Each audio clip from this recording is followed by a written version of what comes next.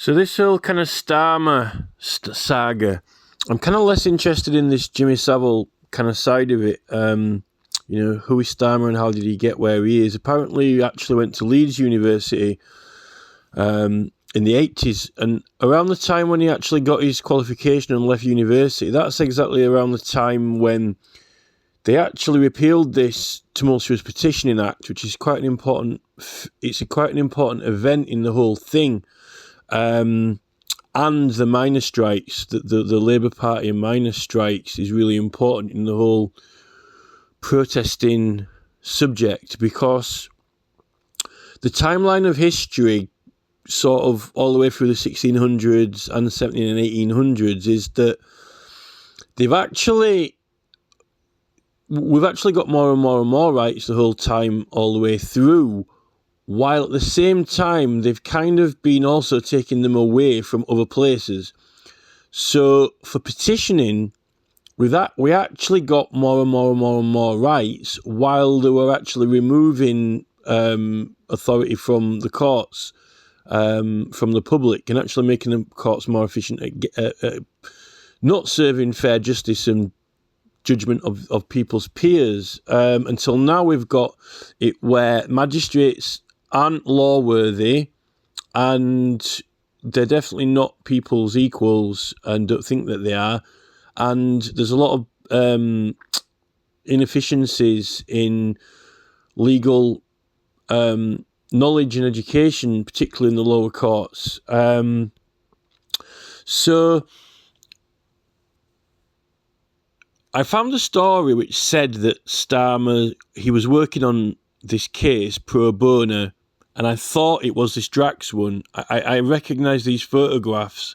I'm pretty sure it was this Drax one, but it might have been a different one. I keep getting it mixed up with... I've got this case in my head from something to do with one of the really famous cases of protesters. I think it was somewhere in Wales, and I think it might have been some kind of radio transmitter, and I think someone might have climbed up it, and it's one of these landmark legendary protest cases. There was a radio...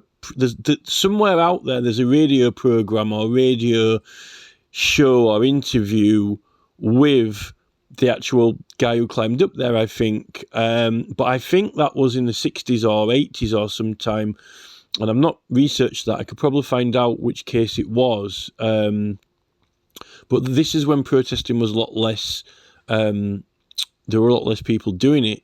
So that's a case that it keeps getting me mixed up in my head, because every time I keep thinking of protests and them climbing things, I keep thinking of Wales for some reason, and some guy climbing up some kind of radio transmitter. So, but when I saw this photograph here of this lad with gingerish coloured hair with this police here, I think I've seen that photo before, not too long ago. So I think it was this Drax one, because now I remember like thinking, oh yeah, it wasn't too far from here, right? It's not that far from here. I used to go past there all the time.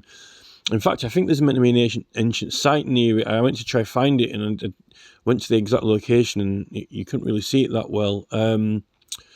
So it was meant to be like a circle or a henge or something, or the remains of one. But anyway, I've been there's two power stations anyway, but I've been to them actually, not inside the premises, but I've been around the edges of it, just out and about. When I used to go places a lot, get out and about a lot. So I actually do know those places. So yeah, I think it is this protest.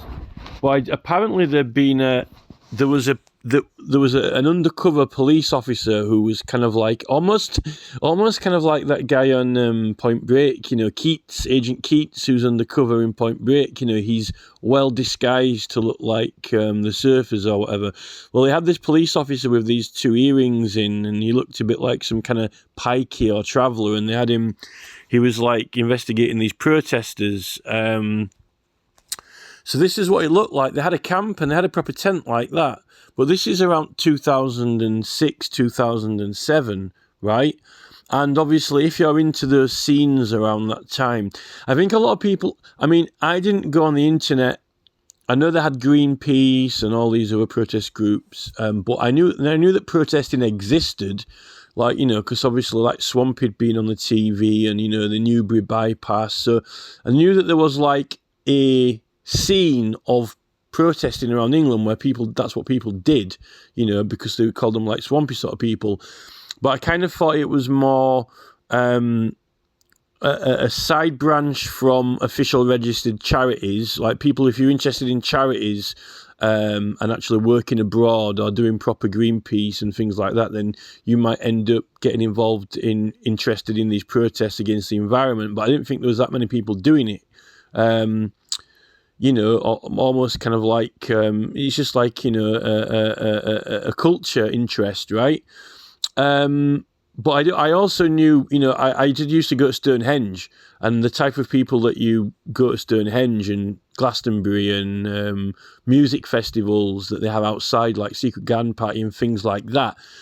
There were people who went to those events who I knew that were interested in just protesting, because it was kind of like a cultural offshoot of that music and scene and ancient sites. In fact, it attracts a type of people who are interested in, ancient sites and kind of like just generally the environment, but also some charities as well. So I did know that it existed, but not anywhere near the proportions of what is happening now with things like Stop ULEZ and in Wales, the 20 mile an hour opposition groups and things like that, where you're just getting, regular folks who might otherwise be watching Coronation Street. They could even be characters out of Coronation Street, for all we know, stereotypes, getting involved in political actions and groups, right?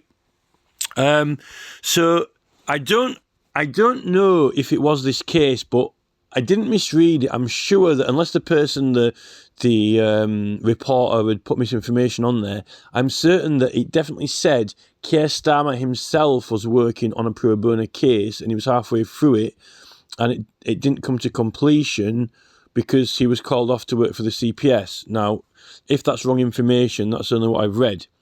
Now, when I'm trying to find that exact page and that exact story, it's poof, it's gone. It's disappeared. It's vanished. I can't find it. And when you type in Keir Starmer, nothing comes up with those search terms. So I feel almost like it's been erased, or the Labour Party grooming of the internet and the the Labour Party and the government have removed all information of it. And what I did find when I tried to find it eventually is I found that the only connection I've got with Keir Starmer now and this action group is that after he was appointed as director of the CPS, and a number of years after this 2006-2007 event, right, he apparently is claiming now, through these stories on the internet, which I found, apparently he was the person who offered up welcomed an appeal for it or something to get all the convictions overturned, or to help these protesters out and to question the role of this undercover police officer in the operation, right? So it's all kind of like, Starmer's the hero now. It's also making look like when Starmer was in the CPS, now he's the hero of this event rather than him leaving it halfway through to finish off, right? Now, the entire reason why I'm even talking about this is for this reason. 2007 is when the government put this law through, right? The Town and Country Planning Act 2007, and the control of advertisements, where they're giving automatic deemed and express consent if you're using these particular classes of advertisement, right? You don't need to seek permission or authority from the local council or anyone. The law's giving you authority or permission if it qualifies for one of these special classes, and one of them is when you can use any other enactment in law which may confer such authority or power or protections. And I've always said that the 1688 Bill of Rights is one of those things, because you need to use advertisements when you're doing it, because part of the agency of petition, part of the proceedings, part of the required processes of fulfilling the processes and proceedings of petitioning is going out and collecting signatures, evidence of public concern, and canvassing advertisements in exactly the same type of agency model they use for elections.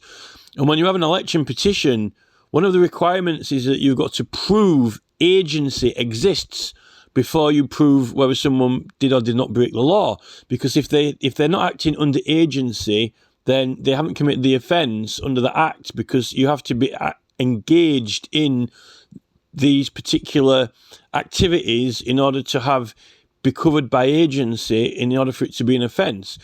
And the way I've read it, and I haven't read piles on election petitions, but at this stage of what I've read so far and what I understand, basically when it's saying agency, acting under it basically means that you're engaged, right? You're engaged in the processes and activities of those elections, right? And the procedures.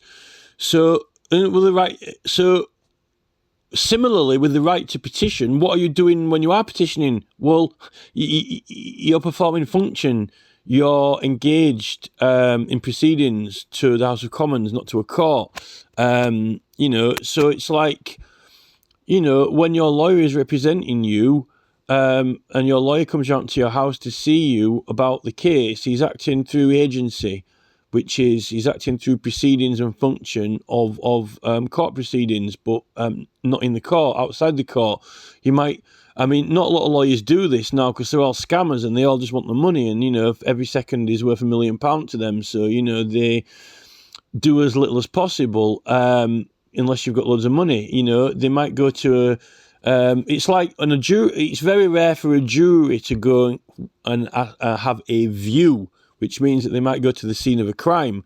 I don't know who takes them there, if it's like community service or what, someone drives them there in a van or what. That would be a very interesting thing to see. I don't know if the police chief takes them there, or they go with the judge, or what. It's one of those rare things that people don't... I don't even think it happens that often anyway under normal proceedings. It's rare for them to request, probably not at magistrates court level, because we don't have juries in there anymore, at the higher courts.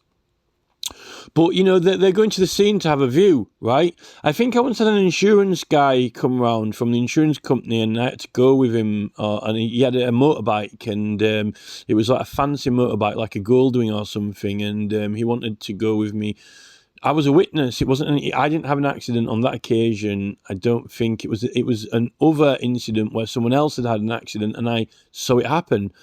And he was like an insurance lawyer or something, and he took me on the back of his Goldwing motorbike, and we went we went on site. He came into work while I was at work, actually, and asked permission if I could, go out of work with him. He just asked me questions and stuff like that, right? We went for a view. We went for a view. I've been on a view. I've been on a view with a lawyer, but not through the courts. It was an insurance thing for another party. I just happened to be a witness, right?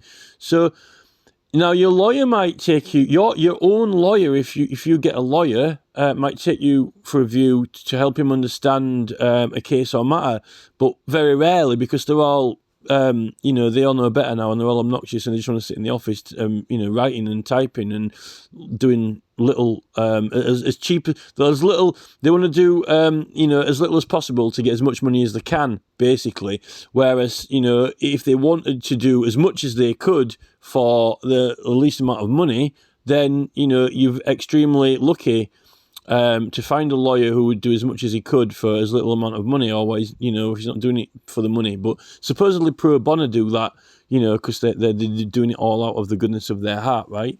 But this is agency.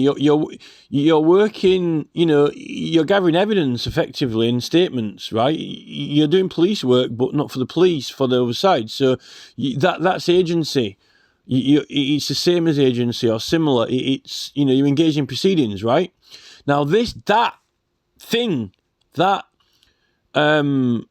what I've just described there, that is the thing which they're refusing to acknowledge exists. No such thing exists if you're petitioning Parliament, according to them, apparently, when it does, right? And this is the thing, if we go back to Keir Starmer leaving university in Leeds, right, in 1986-87, this is when they repeal the Tumultuous Petitioning Act 1661, which would have proved agency beyond reasonable doubt, because you had to go through a court and get consent from actual judges in order to petition to pass the case to Parliament. So this is legal. This is a legal proceeding. I'm doing things for it. I've got documents. I've got evidence. There are people got to be promoting it because we've got to collect signatures and so forth. In fact, it's been so difficult to find any evidence of this, and I only found it on National Archives by fluke. A South Shields case.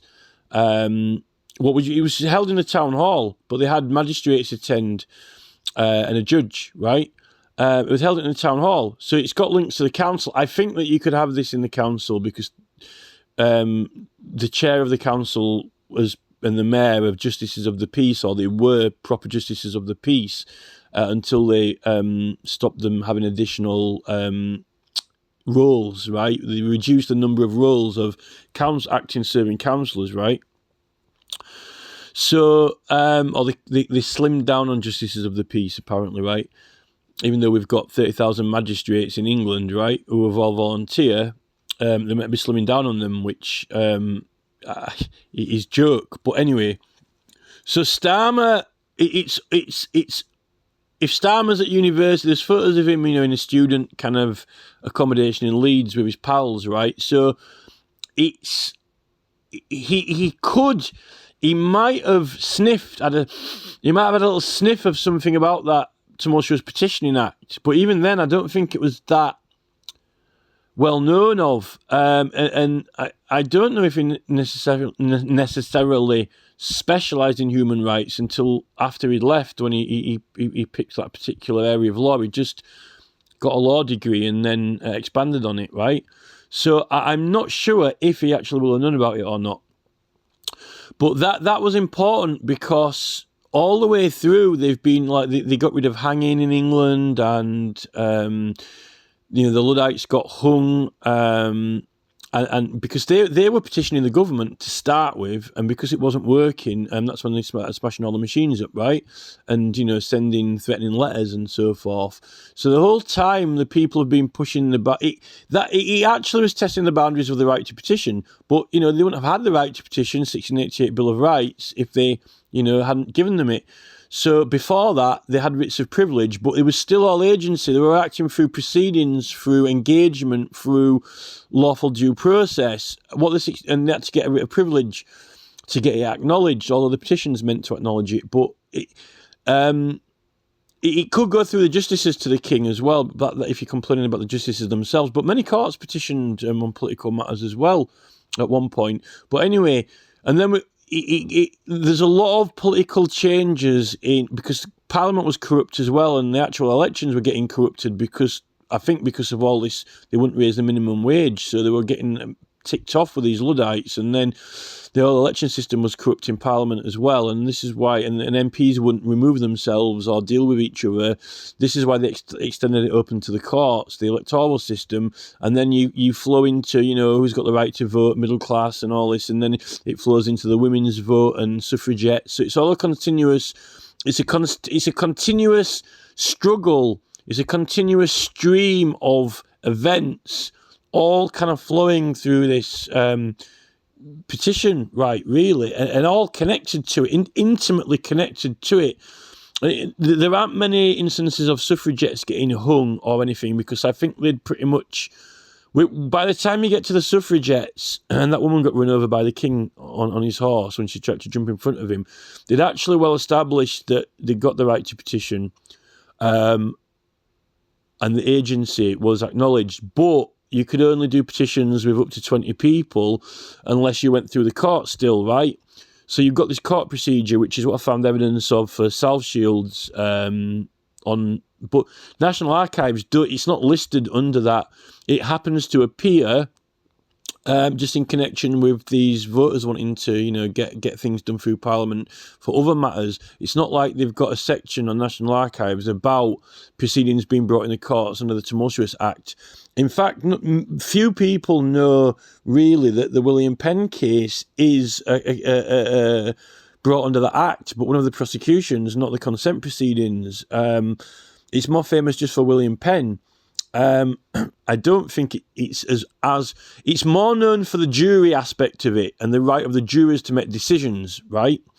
It's less known for being a tumultuous disorder. If it was more well known for being a tumultuous disorder and less known as the right of the jurors, it would be more important. In fact, Extinction Rebellion are kicking off. Defend Our Juries and Tim Crosland, right? They're all going on about this right of the jurors, but you're not even meant to be in front of a jury because you can't be prosecuted, right? Now, the William Penn trial, the William Penn trial, actually, it ended up being this plaque on the wall, right, in the Old Bailey because of the right of the jurors. But the real that case is a convergence of many different things, many different legal points and contradictions. I think that it's less important, the rights of the jurors is less important with that case, because really the whole basis of the case, the only reason William Penn and William Mead are in that trial is because they were accused of acting with agency, right? And I'm using that word, it might be the wrong word to use, right? But it's probably more appropriate now that I know about election petition law. Because what I mean to say when I use the word agency is acting through due process, acting in a procedure, engagement of proceedings, right?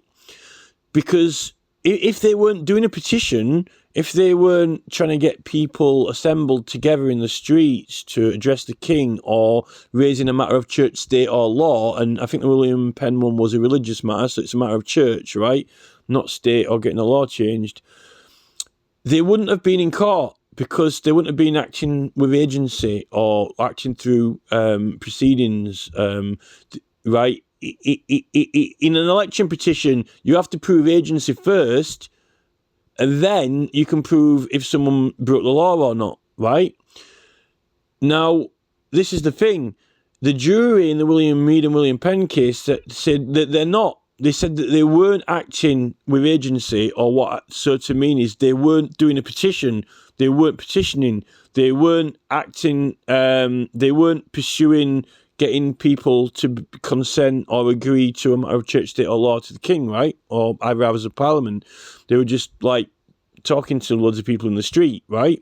So the sheriff and Sam Sterling, the brewer, the mayor, right? Sir Sam Sterling, the Lord Mayor of London, right? And the recorder, and the sheriff, the two sheriffs wanted to prove that they had agency. Therefore, they'd committed an offence under the tumultuous disorder, right? And the jury said that they hadn't, right? Now, that's the real issue with the case. It's nothing to do with the right of the juries to decide, really. Well, the jury decided that there was no agency, right? So there was no, they weren't engaged, right? So now this is the thing with Starmer. Now, what happened is with this Labour Party, and when we get to the miners' strikes and so forth, they'll be exercising the petition right, yeah? Because the miners want money. But if they're only engaged to their employer and complaining to the employer, they're not complaining to either of the Houses of Parliament or the King. But if the political party if they're wanting the Labour Party to act through the government, then they kind of are, through their MP or councillors, right, if it's the council. But if they're not, then they're not. Now, the fact is that they were getting large numbers of people. Now, what kind of happened is, after all that, they ended up repealing that Tumultuous Petitioning Act, and they brought in this Public Order Acts and so forth, which eventually have led up to this Priti Patel thing. But what with these miners' strikes, right, they conjured up this protesting word, right? Protests, or they adopted it, not conjured it up. They got this, protesters, right? A demonstration, although they've got the word remonstrations, right? with an R, not a demonstration with a D, right?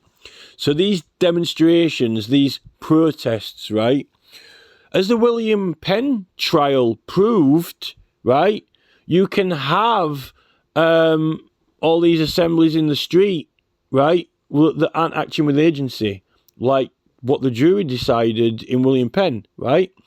You can't be covered by political rights, but also then it's not an offence under the Tumultuous Act.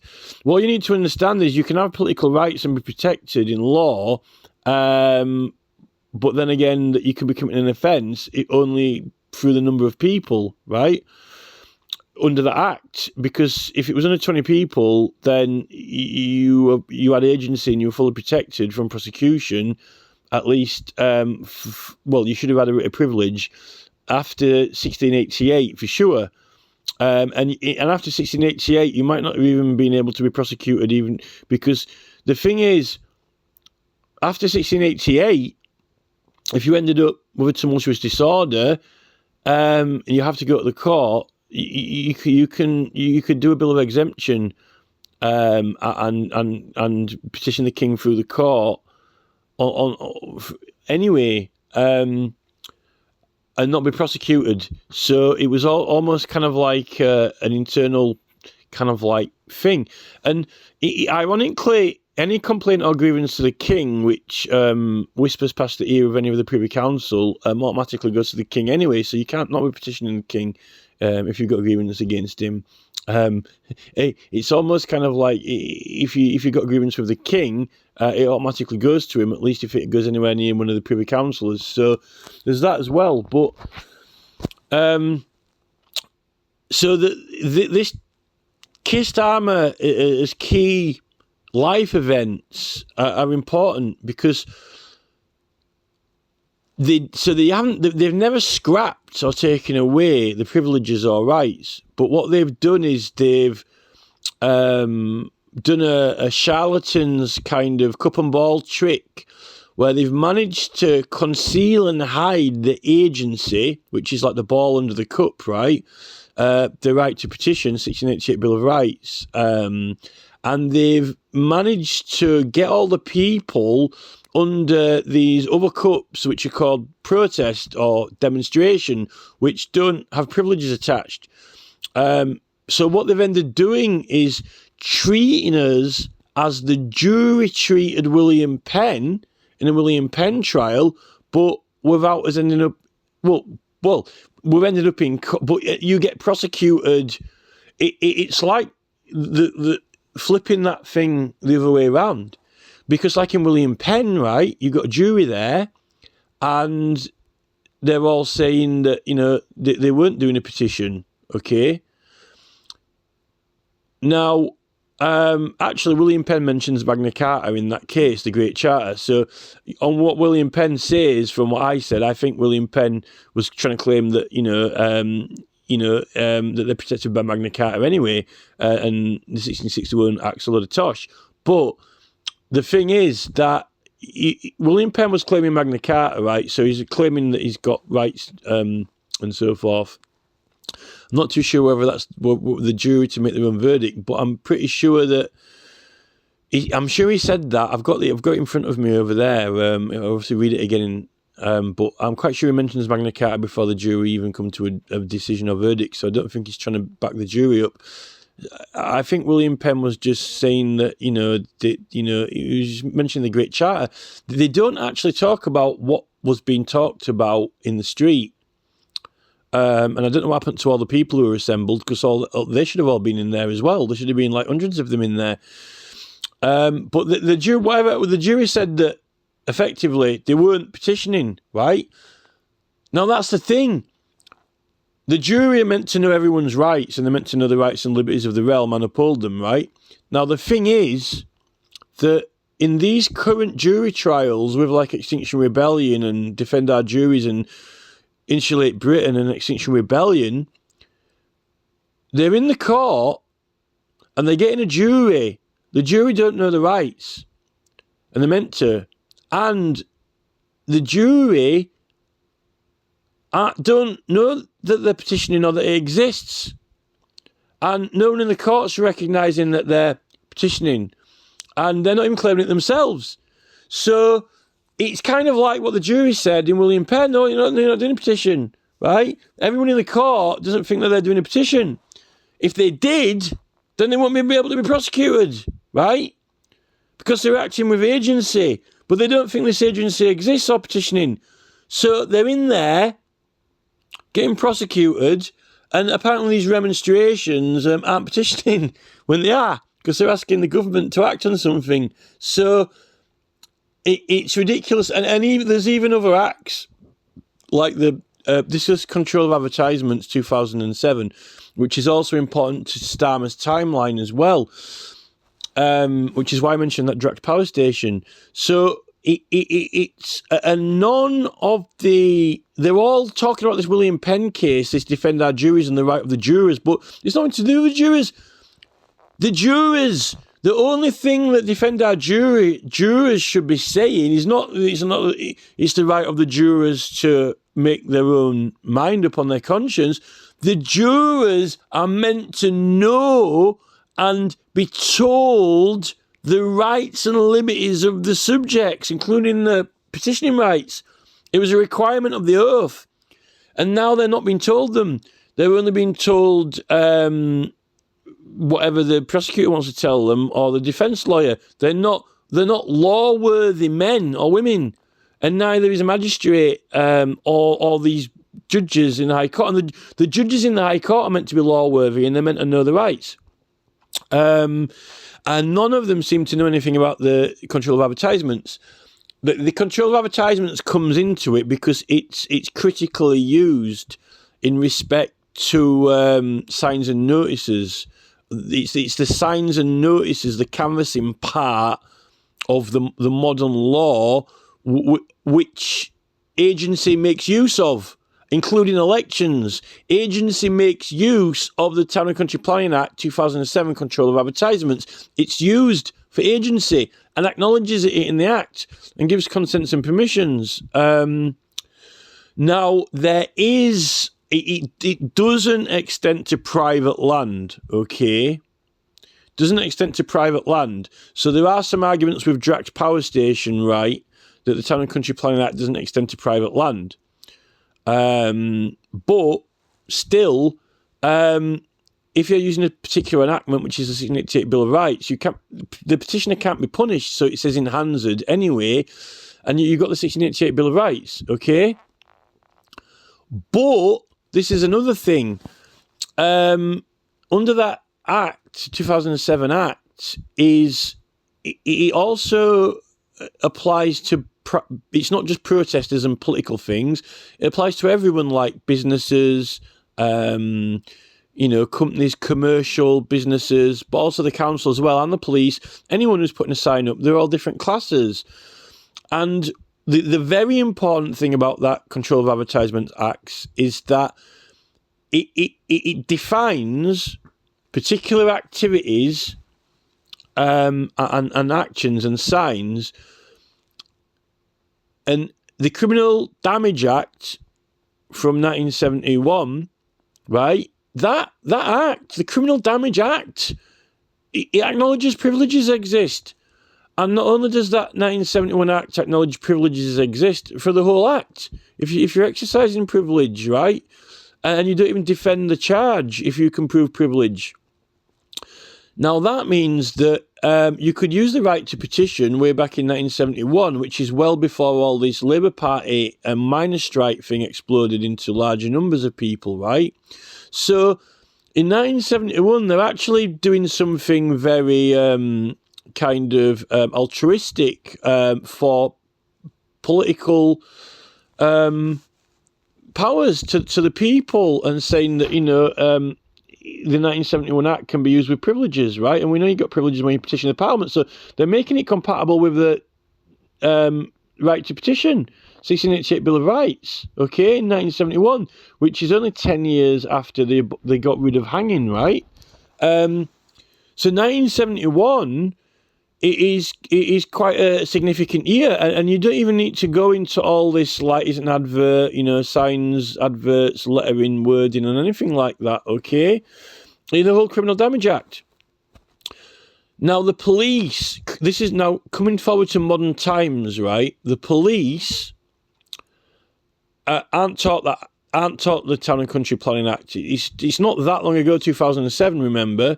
Local councils are taught it, but they don't need to use it really for themselves because they've got authority. They always act with authority, but they've got regulations in the Act as well, that signs and specifications when they do certain things.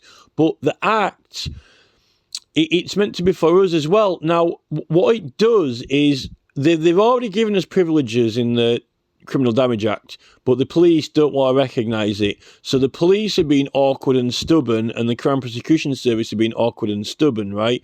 And even more so after 1986, when they didn't start. The CPS didn't come onto the scene until 1986, right? 1985, sorry.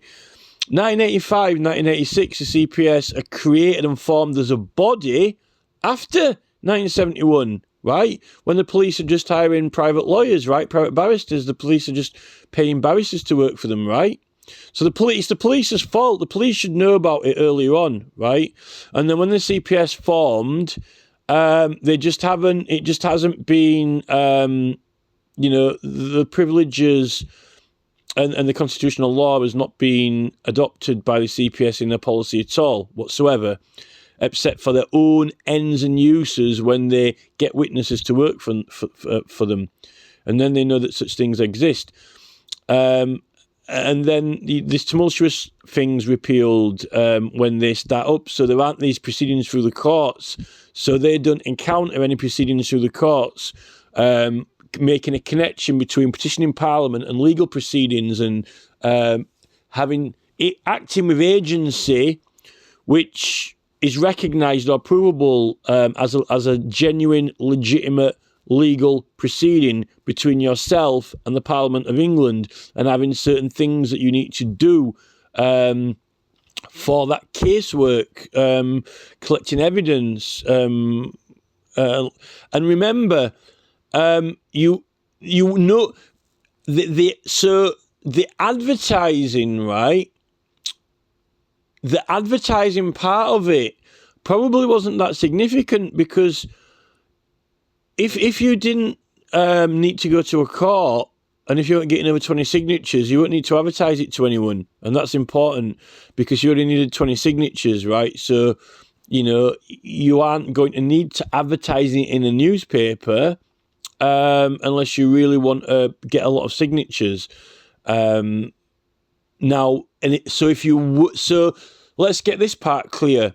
If you were going to get a very large number of signatures, right, and therefore access agency to a larger extent of more than just protecting yourself, so just needing your own protection for you, right, you would go through the courts. So if you got to the point where you were going to put it in a newspaper, because they did put them in newspapers, because, they were getting all these, Luddites petition, they were doing leaflets and pamphlets, and suffragettes and so forth. It went through a court. So the court's proving agency and proceedings at that point, or else you wouldn't even be able to publish it and get these consents, so it'd be like William Penn, right? So this agency and so forth is actually existing up till the CPS are formed. In fact, that is the cut-off point. And also the Criminal Damage Act, it says that you're allowed to use the Act. The whole Act can be privileged, the entire Act, right? So the CPS aren't going to encounter that at all. But the problem is that they're not interested in it. They don't give a two flying monkeys, ass, chuffs, flying fuck about it, and neither do the police. And this is where the abusers come in. You try to tell them about it and they don't fucking listen to you, right? And when Starmer comes onto the scene, therefore, they're not doing agency proceedings to prove agency or acknowledging it. And they're not even really, the CPS don't take up the Criminal Damage Act either with its privilege section. And Starmer's not a criminal lawyer at that point. He's a human rights lawyer. And the Criminal Damage Act is a criminal damage. Usually only lawyers who are trained in criminal law would learn that act. Human rights is different. So you wouldn't really... I don't think that they teach you it. So that's the difference. So when you've got Starmer with this Drax power station and so forth, 2007, you've got a CPS that don't believe in agency because they don't know what it is for petitioning Parliament. They've never taught it, and that it's a rank and file unit under an authoritarian regime. They don't want to learn it. They're not interested in learning it. And when you try and prove something like that, their job is to try and prove you wrong, even though it's an overriding objective to recognise rights. And Starmer's coming in like, like he's high on gas or something, like, hey, Keir Starmer's coming to save the day with his complicated human rights law statements when he's not going anywhere near these acts. And in fact, they only bring that 2007 one in when Starmer joins the CPS. When Starmer joins the CPS, which is like a long time after it started. And the CPS... So the CPS do not... so let's take 2005. So in 2005, that Town and Country Planning Act didn't even exist. The control of advertisements, it did not exist. The CPS weren't taught it. And from 2005 to 2010, no blip on the radar occurred. The CPS had nothing, no blip. There was sweet FA, no university lecturer, no government department, nobody walked in to the CPS or into university, went down on the table and chucked that fucking act down and said, right, insert this into your daily work, right? And they didn't do it to the police because it's a council act, it's for local councils, right? And it gives the council a job to do and a role. And that job and role is... when the council identifies signs and notices, whether they're authorised or not and so forth, it has procedures to do, which is to send someone a letter and ask them to remove it, right? And if they don't, then it takes them to the magistrate's court and they get a fine, right? A fine. They've got to pay money because it's defacement, right? And what this does is... The Criminal Damage Act is already meant to be privileged anyway, if you can get it, right? But what it does is it even further files off and separates a whole section of activities, which is defacement on the surface of objects out and about in the environment. And it says, this is not damage any longer in law. This is defacement, right? So it's not criminal damage. Therefore, no police officer, when encountering any signs or notices or banners fixed to anywhere, should ever be bringing a criminal damage charge. Because in 2007, they decided that anything on the surface of something is not a criminal damage, right? It's defacement. And if you don't fix it or remove it or sort it out, you get a fine, right? And then we'll go into the persons who get consent and permission to put those things on there. Therefore, they're not committing an offence under that act, and it's not defacement, and they don't get a fine or they aren't asked to remove it. And this is where you get your confusion between the police and the council, right? Because what the 2007 Act does is it severs it, it chops it in half between defacement and criminal damage. The police deal with criminal damage, the council deal with defacement, and anything political to do with signs and notices, letters, words and so forth in the public arena is the council's business, not the police's. And what we've got now with Extinction Rebellion and all these other things is that they're ex officio getting their noses into business which isn't theirs. Like, it's sweet FA, fuck all to do with the police or CPS, like with the Angela Ditchfield case, and they need to go home go away, leave it alone. But the police are wrong. The police don't know the difference, right? And the council, they do know, and they do send letters out like they did with Dr. Tess Lowry, right? The council were initiating proceedings and procedures under the Act. But the thing is, Tess Lowry has got deemed an express consent automatically for us, because she's acting with agency, because she had a debate in Parliament, right? And she's canvassing for it. So, again, Bristol Council, at least the police didn't get involved in that. So you're halfway right, because you're actually using the right act.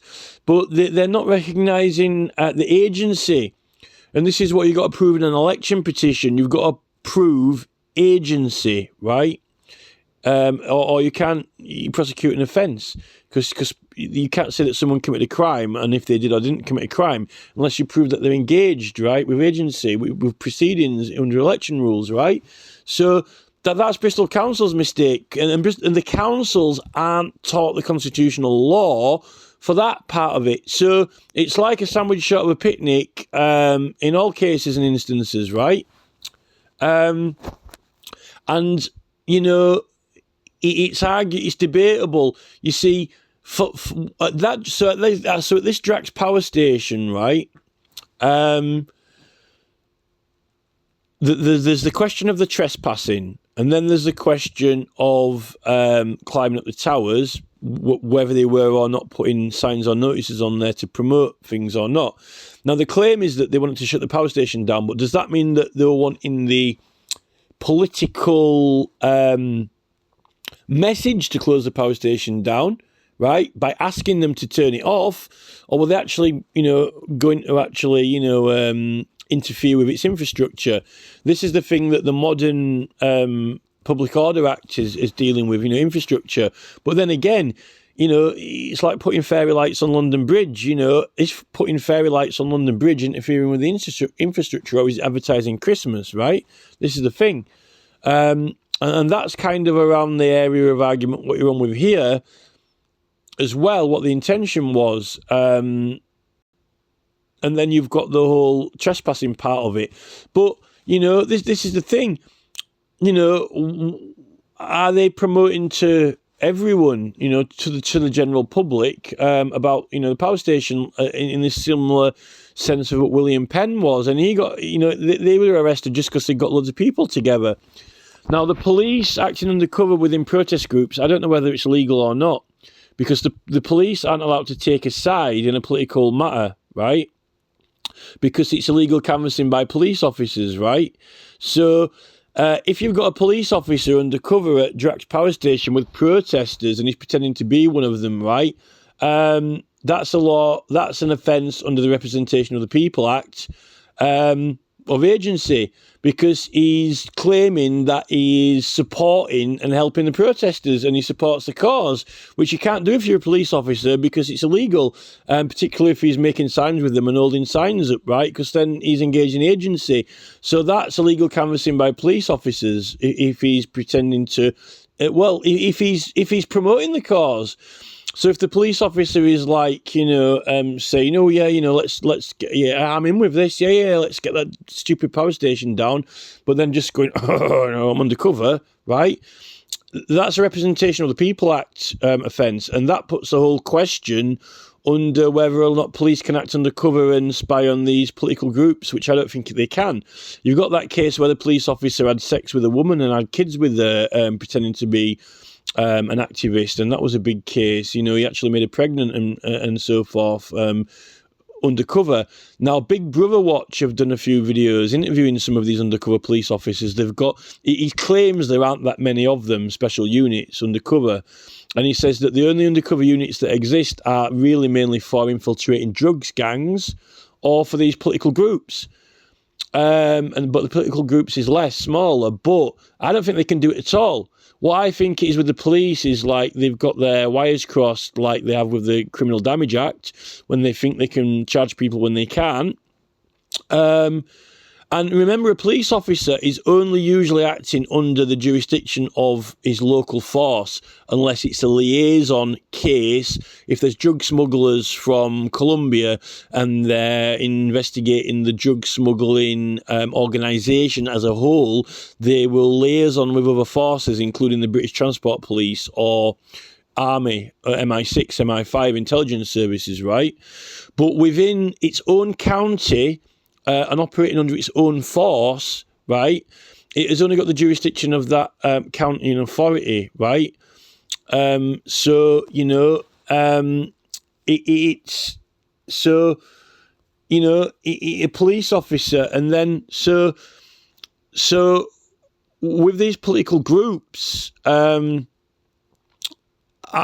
don't think a police officer can possibly infiltrate or pretend to be part of a political group. I think it's illegal because he's pretending to have agency. So it's illegal to impersonate a police officer, really? No, it's illegal to write out a dispersal order for a public meeting, a lawful public meeting, but they're writing them out, right?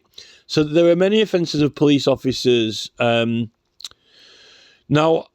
let's finish the talk, therefore, about political groups, because, you know, so where we are with it is that the real agency, existing agency, is being hidden, and Parliament are also denying it. Like the Petitions Committee won't help you because they're all partisan parties now. They're all partisan political parties who are out for their own career themselves, their party, and so forth, and all the Labour voters or Tory voters. And they're even censoring petitions illegally and getting you to alter or change it. Now, that town hall meeting at South Shields, they were deciding the words on the petition to Parliament, but they were the actual ones who were petitioning it. It was kind of like a group effort. It was actually the magistrates and the judge who had decided to say, right, let's all do this petition to Parliament. Remember, the courts themselves have been allowed to petition Parliament as well, okay? Now, you might say, well, what about illegal canvassing of police officers? You know, is it illegal canvassing of judges and so forth? Well, they're actually... That's a good question. But I think that officially, when you're actually saying that that's what you're doing, can councillors, you know, can a local councillor petition the government or sign a petition if they've signed a selflessness policy? You know, they can help you with it, I think, because, you know, you've got to submit it and so forth. So if they asked the court to help them do it and they wanted them to do it and they weren't too bothered about what the wording was, then yes, I guess that they could ask advice from the court as well as consent with lawyers and all come to an agreement. But that petition was like a massive one that I think was supported generally by a lot of people, and they wanted to do it as like a kind of like big local public project sort of thing. But otherwise, I think when you go into those proceedings with yourself as your own group and you say, this is our petition, this is our case, I don't think they can make you change it. Because particularly when it's a prayer, if you've got a prayer book, they're the prayers, but a personal prayer is your own prayer. And particularly when it comes to evidence, courts can't ask you to do a favour and change your statement, or ask you to do a favour and, you know, not say this or not say that, or they can't manipulate proceedings to get what they want out of it, because, you know, that's what prosecutor does. He chooses what evidence to include and what not to include, and there's meant to be rules. If something would prove that the defendant might not have committed the offence, they've got to disclose it and all that type of stuff, right? Which, you know, we know that the CPS are inherently corrupt in that thing. Well, I know that by experience. To me, myself, they've been corrupt. They completely ignore and blank the law that I sit and use and write, so, like this Town and Country Planning Act and stuff like that. They're utterly evil. They want to win. And all this website rules and procedures is all pretend. They want the honour. They want to claim that they're honourable and they follow rules and so forth, but they want to win and they want to beat you. and all this Keir Starmer offering up people can appeal and call. I've never experienced anything like that. It must have been a day when it was on gas or something. I don't know what days that he got out one side of the bed and said, "Oh, we're going to ask people to offer them to, if they want to appeal or whatever." They didn't do that with Angela Rayner, not Angela Rayner, Angela Ditchfield. They stitched Angela Ditchfield up well and proper in the court, all the way up to the High Court. Max Hill did, in complete and utter defiance of the law and contempt. Yet he's been awarded with a knighthood. So. There's quite a lot on this, but the police have got a specific thing in law for them. So I won't mix the judges up with the police, but the police can't canvass a political cause, particularly not for elections anyway. Definitely not for elections. Maybe they can for a political group. Maybe I'm wrong about that. But maybe if they're out of the subjects to petition the king, maybe the police can. But then that would mean that the police were supporting the cause, but they weren't really supporting it. They're pretending to support it when they don't, in order to prosecute someone who they can't prosecute because they're meant to be privileged, right? And if you go back to 1971 with that Criminal Damage Act, where the whole act can be privileged, the police and the sheriffs meant to be the one responsible for writing the privilege writs out, at least when the ones to Westminster anyway. The police are corrupt in the political actions, and are they working for the Labour Party, and are they part of this Labour Party miners' strike area, hiding these rights and deciding that they were going to? It's almost like taking the batteries out. If you've got like an electric fan, right, and you take the batteries out, it's no use to you, is it, right? So if you've got these proceedings like the Tumultuous Petitioning Act proceedings, and you're acting with agency to the courts, to Parliament, you got power, right? Now, this is the thing. If, they say, there's no such thing as agency for cases to Parliament, you're just protesting aimlessly or demonstrating, like the jury supposedly said that William Penn was, then you got no batteries and you got no power, right? You don't get any power to do what you're doing. So after the miners' strikes, it seems to me like, they took the batteries out of the toy, hid them under the table. 2 batteries. It's all right if there's 2 people going along, but stick the batteries in the, attack track and, carry some processes along on the cars. So it's mainly the police. Now, how does Keir Starmer figure into all this thing? Well, Starmer, he graduated from university when they kind of like ended the whole process. But at that point, in 80s, they'd already really given, in that Criminal Damage Act, he's privileged through the whole act. So, you can't give anyone else any more privileges than that if they know what they are and if they're going to use them, right? It's definitely not malicious damage. Yet some builders are cheating. It's worse, right? When builders cheat planning regulations, right? And demolish entire buildings and go, oops, I did it wrong, I built the thing. That's actually worse because that's a malicious damage, and all that has been happening is councils have been fining them, and in a lot of cases they resubmit and carry on. But yeah, destroying an entire building has been malicious damage, right? And in many of these cases, they're cheating the signs for planning, and it's big people with a lot of money, developers making a lot of money, and they're doing handshakes with the council, McDonald's, KFC, drive-through, cinema complexes, building jet aeroplane factories next to people and all these things, right?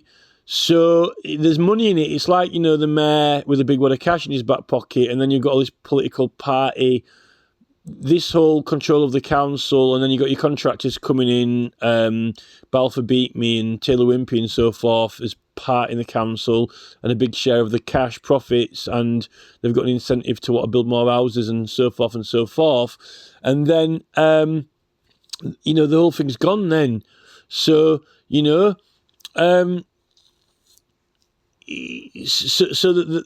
those people are more corrupt.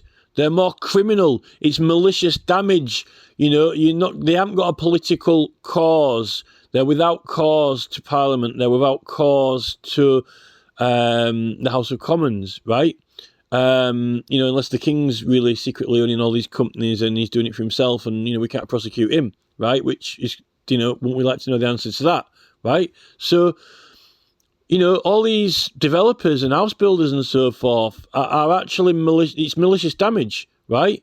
The council fined them, but the thing is, they're not taking action. And it's funny that people are doing these signs and notices, right? And the council is asking them to remove it, but the police are still prosecuting, for criminal damage.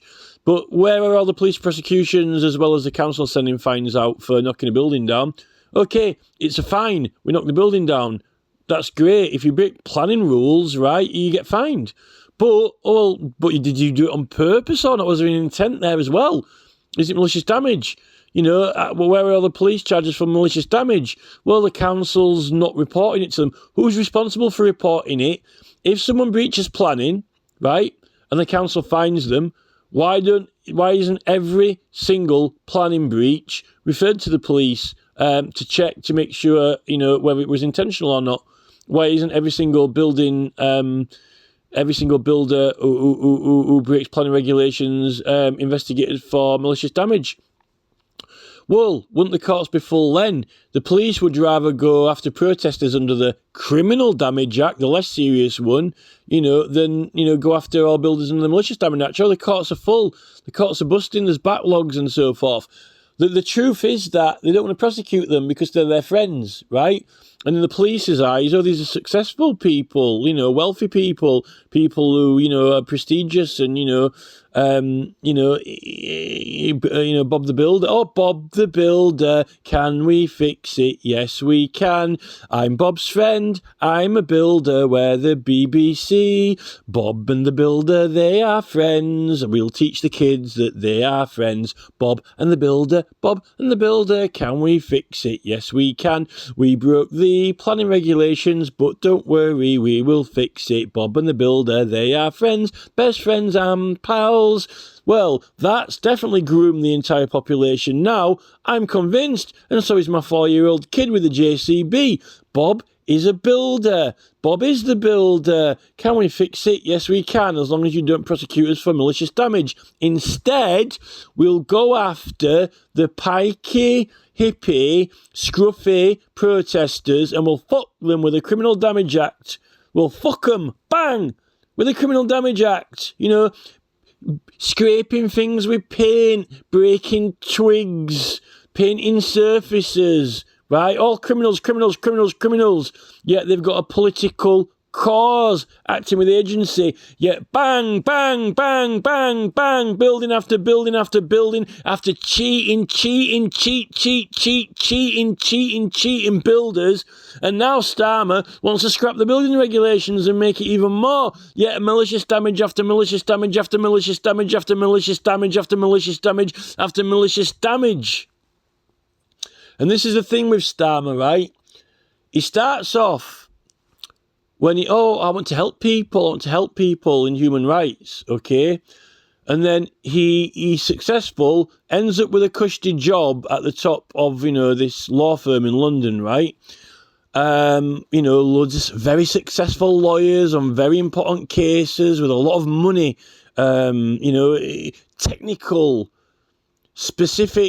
technical and precise lawyers with a wealth of knowledge. Which lawyers aren't? Eeny, meeny, miny, mo. What lawyer hasn't, worked for the nation? What lawyer hasn't done £80,000 cases? What lawyer hasn't done £100,000 cases? What lawyer hasn't done very, very, very important, very expensive work? Who isn't a KC? Right? So, the pins among the pinheads, the balls in the ball pool. Why Keir Starmer? Well, Keir Starmer had the lucky draw of particularly being a particular law firm that just happened to pick the phone up. Can we have a barrister, please? We've got some important cases, in the Privy Council Court in England.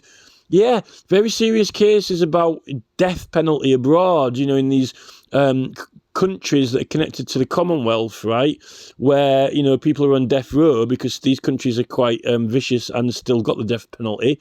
Oh, why not challenge their governments and get them to abolish it? Well, instead I'll just make loads of money out of them instead of me a barrister. It's more profitable, right? So Starmer apparently does these legendary cases where it flips over hundreds of deaths of Africans, even though they're still giving them power cuts, power strikes. There's a power cut. Ooh, power down. Ooh, it's like the bus stop. Now the bus stops. Power off. Power off. Are you getting the message? Power off to the working class. You're getting the message. Power off. Ooh, power back on again. It's like taking the batteries out of the fucking political rights. So we take my batteries out of my political rights. Where are they gone? Where's my? I'm not acting with agency now. Power off on the bus. Ooh, Yeah, so while Africa are getting all these power strikes, right, power shortages, apparently Starmer's, saving them all from death row, then he gets the big hero badge. So, rather than just, well, why don't you go to the special court that they go to where they, challenge governments because they change the law? They sue governments because they harm their profits. Why was he suing the government over the death penalty? But anyway, so they're using these Privy Council courts, and Starmer gets brownie points basically for, doing this work in the Privy Council court. So he gets, good points with the King. And then he's knocking around in Northern Ireland, where Simon Byrne ran away to after his encounter with me with illegal road signage and his illegal cameras in Macclesfield, right? Simon Byrne runs away to Northern Ireland to escape. And Starmer's knocking around then doing law with big, important police people. And then when he's doing his pro bono work on a sideline, he gets then a cushy job with leading the Crown Prosecution Service, right? When at that stage, he's done human rights cases, but he doesn't know sweet fuck all about agency because, they hid it from everyone under the cup and ball trick, right? Along with all the other police crimes and offences, illegal road signage, not going after developers and builders with a malicious damage. And the thing is now, Starmer's like, oh yeah, let's open the building rules up and build more houses everywhere, right? So this is the thing. So the whole time they protect the real criminals like Savile, right? And this is the thing with Savile. I mean, I hadn't even mentioned the Savile thing because, to me, that Savile thing, isn't even, I'm not interested in that Savile case. Everyone's interested in that Savile case. I'm interested in everything except that Savile case because what I'm really interested in is why builders haven't been prosecuted for malicious damage all over England, because usually those building companies are owned by shareholders and persons who work in government, like the House of Lords, like maybe even Charles. And they name these companies after people like Keir Starmer. Oh, it's Keir are doing the roads. Keir are building houses. Well, did they get planning permission? Did they cheat it? Is it malicious damage? To existing buildings, which meant to fit with the look and style of the area. So this is the thing, right? So, so there's a side of Starmer where he saved all these people from death row. What solicitors haven't saved someone from death row? What solicitors, haven't been banging through all these, £1 billion cases or whatever? Who isn't a QC? Who isn't a red pinhead? In a pincushion? The ball pool of lawyers. Oh, it's Keir though. Keir. He did this. He was in the right place at the right time and did this particular case. Stopped a load of, people in Uganda or wherever from getting killed. Flipped it over, and the Privy Council were happy with him. Sent him to do some jobs for some police chiefs, and now he's the head of the CPS. And now he's the Prime Minister of England. And didn't he do well? Yet we've got multiple extensive and malicious damage of buildings around England. We've got an illegal road signage network which has made money for the government out of it, right? We've got people's rights being withheld for them, while the people who are getting the rights wrong are the people who are apparently being acclaimed to be the heroes of rights, right? and so forth. And then, you know, to make it worse, we've got David Cameron selling off, you know, every single thing that we've got as asset after Gordon Brown sold it off. And it's meant to be, everything's meant to be for the profit of the realm, everyone, when there's a black hole in the realm. And then you've got MPs coming on now, right, going, oh, we've got to manage this debt. It's managed. When you become an MP, you've got this long, long list of debts and things, and then you just got to work with it. You've got to manage it. We can't sort it out. We've got a list to manage. We'll manage this, right? It's illegal. In law, in the 1297 Confirmation of the Charters Act, and all of the everything before it, which you can't overturn, right? If you aren't acting for the profit of the realm, right, then you're in contempt.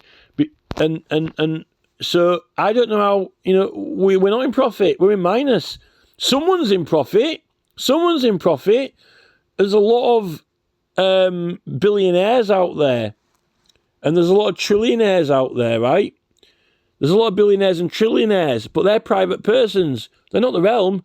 To start with, they're not the government, right?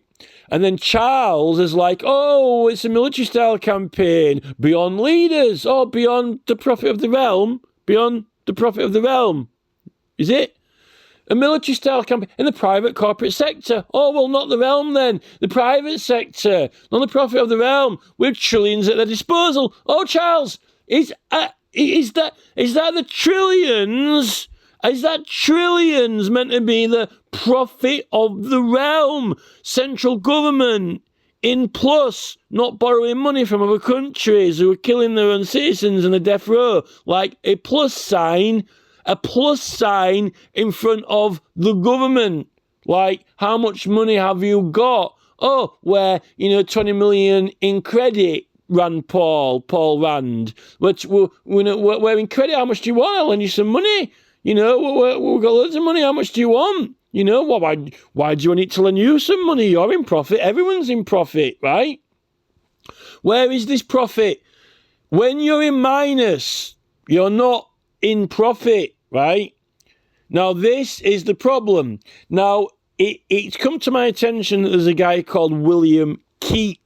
He's a chartist, right? And he knows all about the political rights like Magna Carta and so forth, right?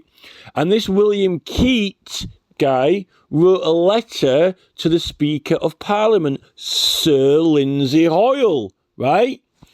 And he said to Sir Lindsay Hoyle, oh, I've just done this genius calculation with money, right? And the whole Bank of England and the whole financial system. And if we do this particular thing, right, then it will resolve all the problems and correct all errors, and everyone will be wealthy, right? And why don't we do it? And apparently the Sir Lindsay Hoyle, up Lancashire over there, Black Rod, the Mad Hatter, big chair, Mad Hatter, big hat, 10 and 6, right? Sir Lindsay Hoyle, right, didn't reply to him. He did not reply to him because he's a member of the King's Privy Council oath, right? And we can't do things like that because it might disrupt the trillions disposable from the private sector beyond leaders in a military-style campaign, you know? So that's the problem I see now. And this is what we're up against because the army aren't going to protect or help us to resolve it because their oath is not to protect the rights and liberties of the subject. It is only to obedience of the king, who is the head of the militia, right? And that's the least of his problems now when we've got a camouflage secret military campaign coming from the private sector, right? Because apparently these are all our allies and business friends, so why would the army need to protect us from them, right? Okay, so the army don't, you know, there is no, it's like the Predator, you know, there's nothing to worry about, right? So this is where we are with it. So these trillions, these disposable trillions, which exist now in a food crisis, apparently the economy is going to crash, according to Alex Jones, right? according to Russell Brand, Alex Jones, all these people, the economy is about to crash. But, not long ago, Charles is popping up on a podium going, oh, we've got those disposable trillions. Yes, Charles, those disposable trillions. The profit of the realm, the whole realm, and nothing but the realm. Well, who's the realm? Well, isn't that all of us, everyone? We need to work out what this realm is and exactly where it's meant to be in profit. So you want in profit when Gordon Brown sold the gold off, and it's not in profit now. It's called a black hole, and all the MPs, apparently they can't do anything about it. Oh, when you become an MP, you got this long list, and you just got to manage it. Oh, you got to manage. Don't worry, we'll manage. It's like Professor Tim Wilson. Oh, I'm being managed. Well, according to William Keat, meet William Keat. Oh, look. It's Merlin Sheldrake, the mushroom expert. Magic mushrooms. Merlin Sheldrake, mercy. Let's have Merlin Sheldrake. Let's invite him into Parliament. Oh, look. The MPs have invited Merlin Sheldrake into Parliament. Isn't this nice tea party with a Mad Hatter? Oh, look, over there, Merlin, all right, Merlin, over there, look. Oh, he's going to tell us about mushroom biodiversity and all these important technical biological reactions in nature, which they learn at the Royal Agricultural College, in Cirencester, all these very complicated chemical processes in biodiversity and farming for the future of the planet and the ecology. And there's Chris Packham, right? So, let's learn all this, right? Let's have Merlin Sheldrake in. Oh, this is great. On a Tuesday evening, aren't the MPs very lucky? They don't have to debate, shall we call a general election and have all our seats pulled from under us on all recall? No, we don't want to debate that. We're not happy. Instead, let's have Merlin Sheldrake in instead. This is really exciting now. Merlin we can sit there and have a nice little, you can ask him questions. This is great. It's like University Challenge, No, let's not have William Keat in. Oh, over there, Black Rod, over there. Let's have William Keat in front of the committee, and let's ask him questions. Look, it's the Chancellor. Didn't she work at the Bank of England? Oh, it's the Chancellor. Look. It's the Chancellor, Rachel Reeves, the Reeve, the Shire Reeve, the Sheriff, the Shire Reeve, Rachel Reeves, working for Bank of England. Oh, this is exciting. Rachel Reeves can invite William Keat in, and he can answer all the questions about how to resolve the black hole. Look, I'm going to manage your list for you now. Don't worry about that, Tories. Long. When you become an MP, there's a long list. And, we've got to manage it somehow. I don't know how Gordon managed that, so all the gold off. But apparently, you can invite William Keat in, and he can tell us. He can tell the Speaker, come on, Merlin. Do the magic, Merlin. Do the magic in Parliament. This is it. Get William Keat in and answer some questions in Parliament. How can we sort this black hole out? How can we sort? Oh, don't worry, I'll sort it out. This is a thing. They don't want him in, do they? This is a problem because it doesn't sit right. We can't have that, can we? Over there, Starmer with his Privy Council. Oath. No, the King won't like that.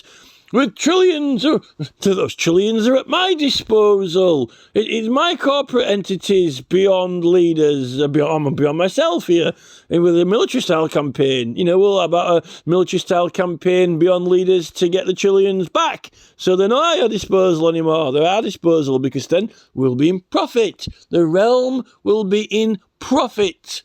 This is the thing. But oh no, we can't have that because then everyone will be buying shopping and getting fat and overweight and going berserk and buying toys and getting 18 dogs and having 50 kids and growing like the plague everywhere, berserk because no one can control their own actions. And we'll have to, and then we can't give them the excuse with Martin Lewis, money saving expert, that, oh no, we'll have to stop using water. Stop using heating, cut down on your energy supplies, don't use any energy. If the realm was in profit, then we couldn't tell people, we couldn't have an excuse for them not to use loads of power. Because then, then they'd be going berserk with the power, We might be going berserk with the penis. We won't be able to have Martin Lewis, money saving expert, on there because people will have loads of money. So we need to keep them poor and in poverty. So now we can, nip the bud in and not have them using any water or electricity because then we won't be tapping the world's power resources. But the whole future of mankind is growth. Progress. That's the kind of progress I like, More people using less and less power, not because we can't have to, where are we going to get all this power from? It's like Scotty on the Enterprises, you can't take any more, Captain. Where's all the power coming from? What you want to say is, you want more people to use less power and less resources, and make it so they can't use it because they're skint, because you rubbed all the money off them. Because if they did have money, then they'd be going berserk with it, and then you won't be able to have would create that power, and it would destroy the planet. We would overheat or whatever. Like Extinction Rebellion be kicking off that. Oh, it's gone up to 16.3 degrees or whatever, or even 5 degrees or whatever, 1.4 degrees or whatever degrees they're talking about. So. It's just one big contradiction. It's a lie to cover a lie to cover a lie to cover a lie to cover a lie.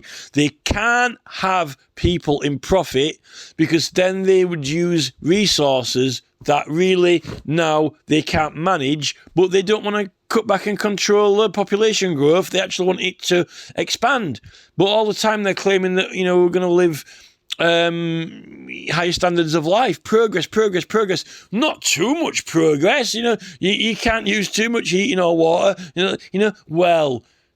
how could Andrew Bridgen be wrong? I grew up in a beautiful cottage in the countryside, but we never had electricity. Well, Andrew, don't worry, there's progress now. Now you will be able to have, 1.3 degrees of heating, and you might be able to, have a shower, and you might be able to have some electricity. But don't go steady on it though, Andrew.